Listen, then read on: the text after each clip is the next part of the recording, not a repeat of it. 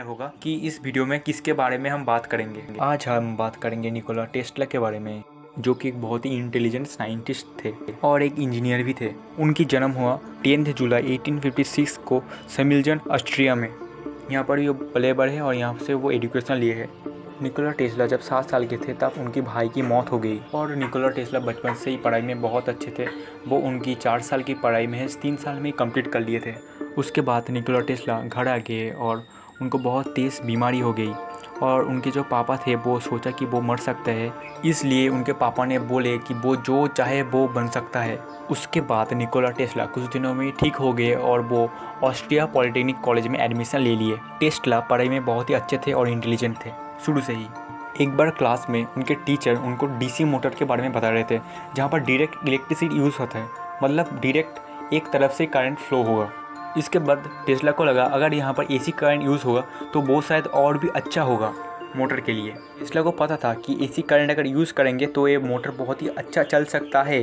तब के ज़माने में सारे मोटर जो होते थे वो डीसी मोटर होते थे, परंतु एसी मोटर नहीं होता था। टेस्ला अपनी पढ़ाई कंप्लीट करके एसी मोटर और अल्टरनेटिव करंट के ऊपर बहुत रिसर्च किया और बहुत रिसर्च के बाद वो इस काम में सक्षम हुए। टेस्ला अमेरिका आ गए और वहाँ पर उन्होंने 1891 में टेस्ला कॉइल का निर्माण किया, जिसकी मदद से बहुत ही कम वोल्टेज बिजली को बहुत ही हाई वोल्टेज बिजली में बदला जा सकता है। आज के वक्त में भी टेस्ला कॉइल का इस्तेमाल बहुत जगहों पर होता है, जैसे कि रेडियो, टीवी और वगैरह वगैरह। बहुत सी इलेक्ट्रॉनिक गैजेट्स में भी इसका इस्तेमाल होता है और वायरलेस ट्रांसमिशन में इसका उपयोग हो सकता है। इसके बाद इन्होंने रेडियो संचार टेक्निक का आविष्कार किया, परंतु उनके लैब में आग लग गई और वो इस आविष्कार का पेटेंट नहीं कर पाए। उसके बाद कुछ राजनीतिक कारणों की वजह से इस आविष्कार का श्रेय मार्कोनी नामक एक इटालियन वैज्ञानिक को मिल गया। टेस्ला के मरने के कुछ साल बाद अमेरिकन एजेंसी ने मार्कोनी से उनका खिताब छीन के इस आविष्कार का खिताब टेस्ला को दे दिया, परंतु अफसोस तब तक टेस्ला मर चुके थे। इसके बाद 1896 में टेस्ला ने हाइड्रो इलेक्ट्रिक पावर प्लांट का आविष्कार किया। इसके बाद टेस्ला ने 1901 पे जो आविष्कार किया, अगर वो आज होता तो शायद सारा दुनिया ही बदल जाता। ये आविष्कार से हमारी दुनिया करीब 100 साल आगे जा सकती थी। ये आविष्कार था वायरलेस इलेक्ट्रिसिटी का। इसमें एक टावर की मदद से सारी दुनिया को वायरलेस इलेक्ट्रिसिटी दी जा सकती थी।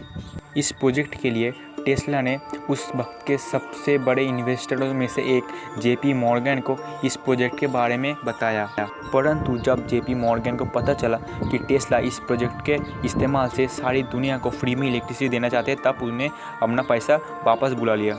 जेपी मॉर्गन ने आगे में इस प्रोजेक्ट के लिए और पैसा नहीं दिया, इसलिए 1905 में टेस्ला को मजबूरन ये प्रोजेक्ट बंद करना पड़ गया और उसके बाद 1918 में जेपी मॉर्गन ने इस टावर को तुड़वा दिया। टेस्ला के इतने सारे इन्वेंशन के पीछे सबसे बड़ा राज था उनका बहुत ही अच्छा इमेजिनेशन पावर। उसके बाद उनके इस इमेजिनेशन के चलते ही उन्होंने 1934 में डेडबीम नामक एक नए प्रोजेक्ट में काम करना शुरू किया। उनका ये आविष्कार भी बहुत ज़्यादा एडवांस हो पाता अगर ये पूरा होता तो। डेडबीम एक ऐसा इन्वेंशन था जिसके मदद से 250 माइल दूर से दुश्मन के 10,000 जहाज़ों को एक बार में ही मार दिया जा सकता था। लेकिन इसका कंप्लीट ना होने का कारण था टेस्ला की फंडिंग की कमी। टेस्ला एक बहुत ही ग्रेट साइंटिस्ट थे, परंतु उनके पैसे की कमी के कारण वो बहुत से प्रोजेक्ट